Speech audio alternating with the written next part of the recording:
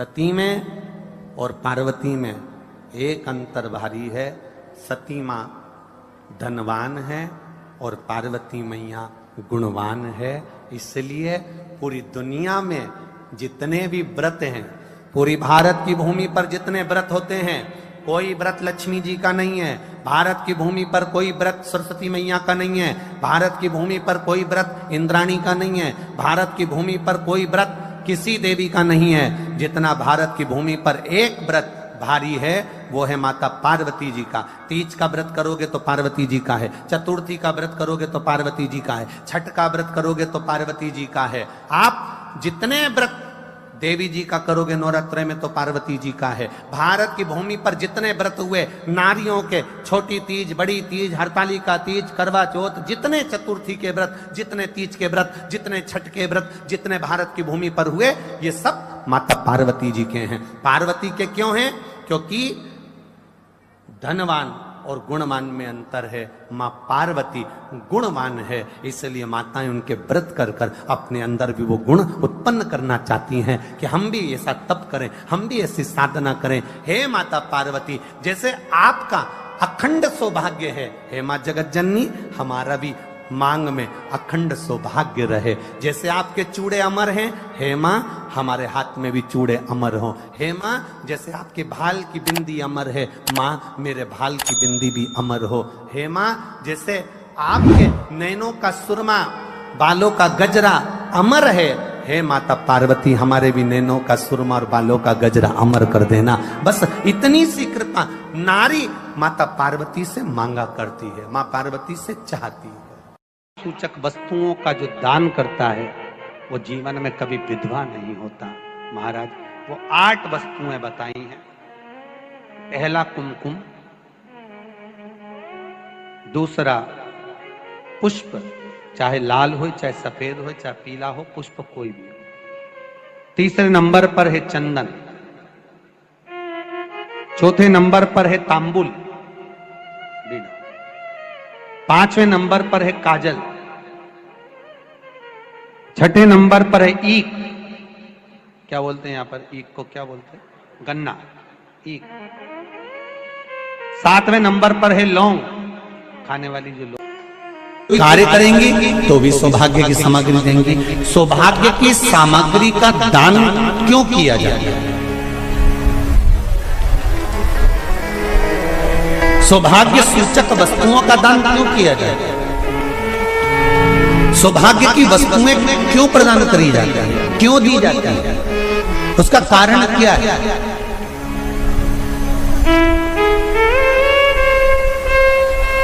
क्यों देते हैं? महाराज भारत की भूमि की सौभाग्यवती माताओं का एक मन की अभिलाषा रहती है। भारत की भूमि की माताओं की एक अभिलाषा रहती है कि जब उसके प्राण छूटे तो अखंड सौभाग्य धारण करके पति के कंधे पर और पुत्र के कंधे पर शमशान करते। ये भारत की भूमि की माताओं की सोच, उनके मन का संकल्प, उनके मन का भाव। और विदेश की माताओं का क्या संकल्प होता है? महाराज भारत का एक संत विदेश गया और भारत के संत जब विदेश गए तो वहां पर एक मां, एक स्त्री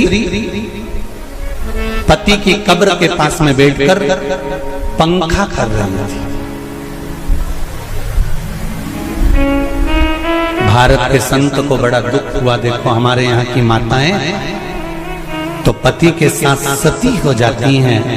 हमारे भारत की भूमि की माताएं तो पति के साथ सती हो जाती हैं, पर ये तो विदेश की माताएं तो भारत की माता से भी बढ़कर है कि पति मर गया, कब्र के अंदर है, तो भी पंखा कर रही हैं। ये तो इनसे भी बड़ी है, भारत की माता से भी बड़ी ये विदेश की माता। तो भारत के संत से रहा नहीं गया और भारत के संत ने जाकर पूछ लिया विदेश की माता से, माँ जी एक बात बताओ, हमारे यहाँ पति के साथ पत्नी सती हो जाती है, वो प्रथम गिनती में आती है, पर तुम तो उससे भी बड़ी हो कि पति मर गया उसके बाद भी उसकी कब्र को पंखा कर रही हो। इतने में विदेश की माता ने कहा, मैं पति को पंखा नहीं कर रही हूं, हमारे यहाँ नियम है जब तक पति की कब्र नहीं सूख जाए हम दूसरी शादी नहीं कर सकते, इसलिए पंखे से सुखा रहा।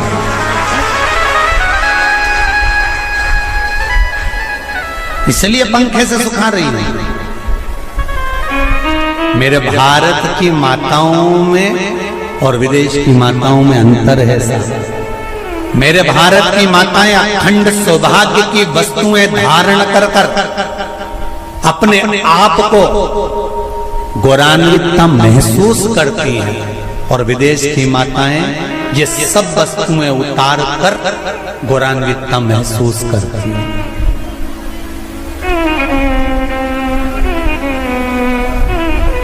क्यों देते हैं चूड़ी का दान, क्यों देते हैं बिंदी का दान, क्यों देते हैं अखंड सौभाग्य का दान? किस महाराज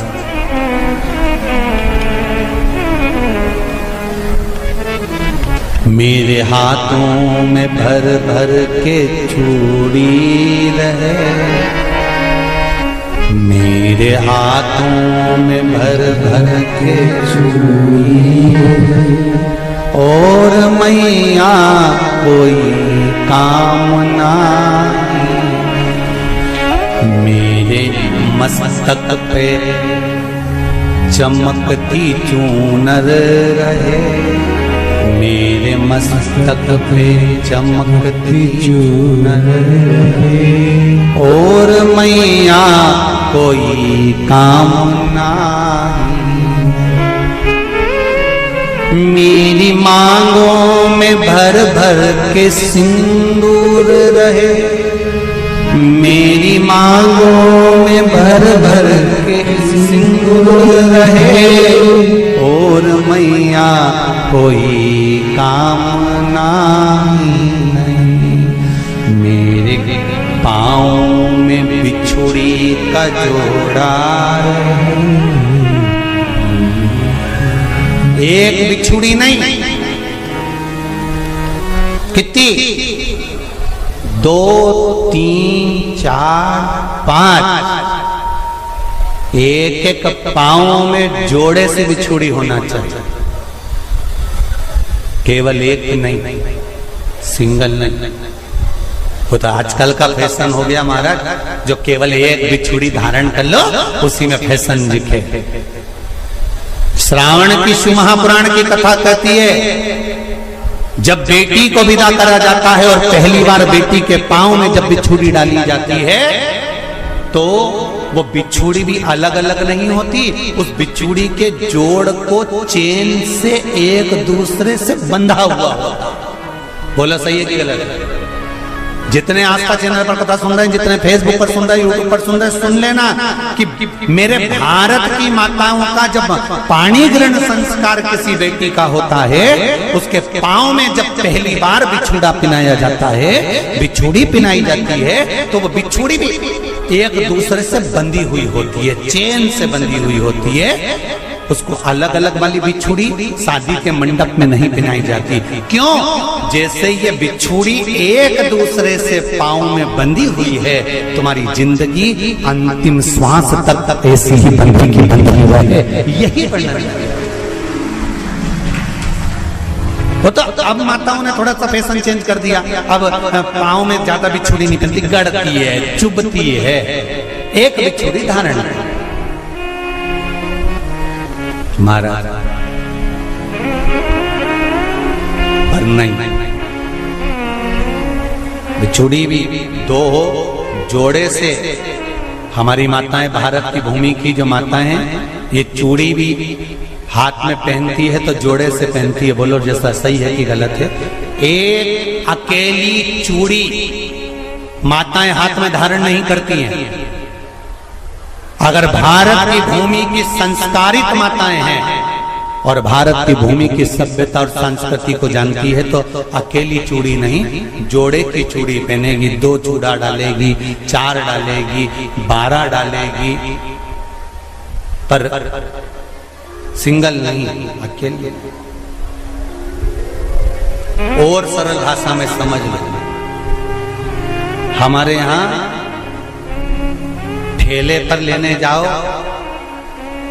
तो जो केले अपन खाते हैं वो भी सिंगल नहीं देते, उसको भी जोड़े से दिया जाता है। 2 दूं की, 12 दूं की, आधी दर्जन दूं की 1 दर्जन दूं। अब अंदाजा लगाइए, हमारे यहां देने का भी एक भाव है। श्रावण के महीने की शिव महापुराण की कथा, जिसका नाम है श्रावण शिव महापुराण की कथा, ये कहती है कि पार्वती जी ने और गंगा जी ने ये चतुर्मास में जितना सौभाग्य का दान दिया है, उनके बराबर दुनिया का कोई व्यक्ति इतना सौभाग्य का दान नहीं दे सकता जो माता गंगा और पार्वती दोनों दान दे रहे हैं।